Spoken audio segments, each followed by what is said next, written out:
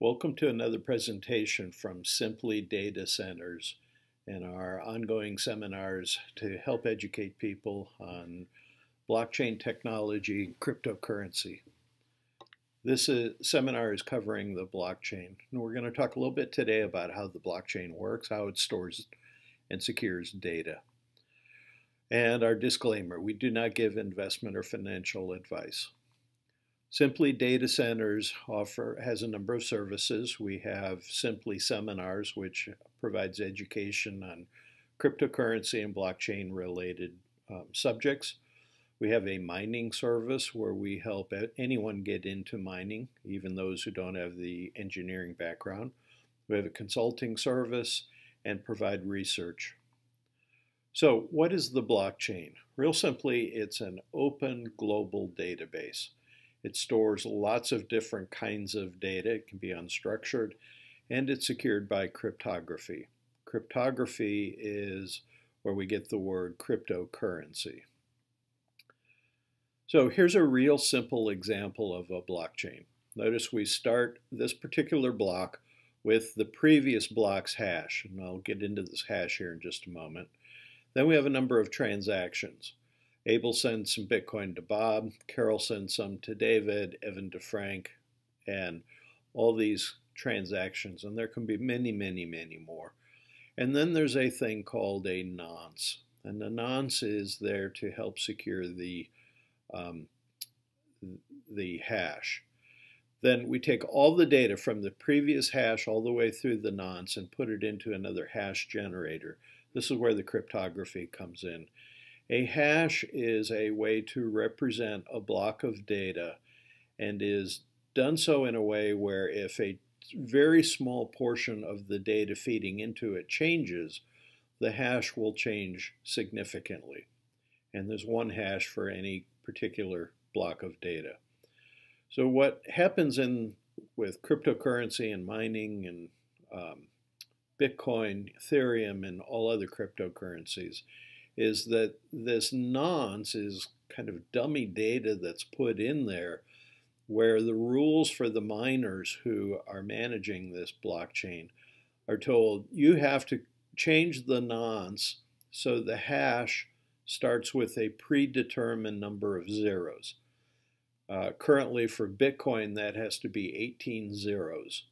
So what I'm going to do now is I'm going to change this P from an uppercase P to a lowercase p and see if that was the correct guess for the hash. And as you can see, it was not. I'm going to go back to the uppercase P. The hash starts with A69, obviously not zeros.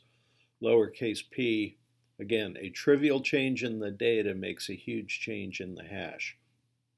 And I'm going to continue guessing values for the nonce until I come up with a hash that starts with 18 zeros. So my next guess there is a lowercase o, and I'm going to keep guessing and guessing until, there we go, a string of lowercase x's, this of course is dummy data, now produces a hash that starts with the required number of zeros. Now I have a valid block. And the mining servers that come up with these nonces that generate the proper hash are called miners, and they report that back to all the other miners to validate the transaction.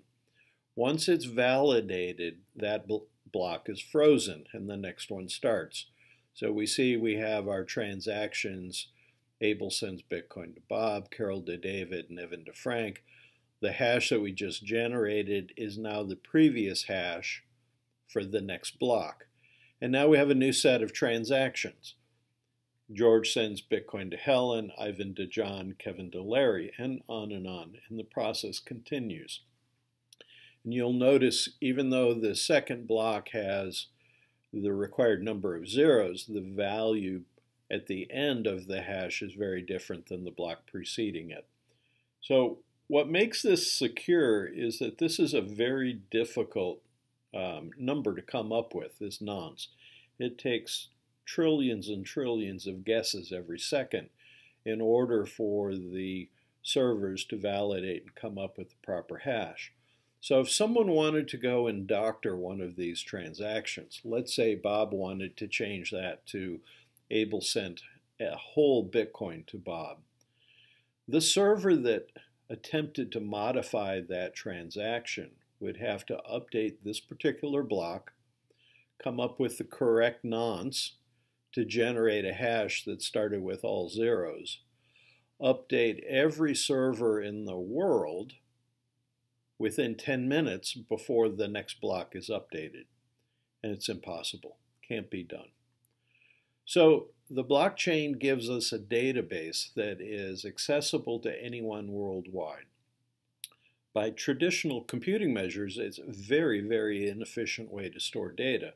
But because of the cryptography that's used to create these hashes, it's incredibly secure.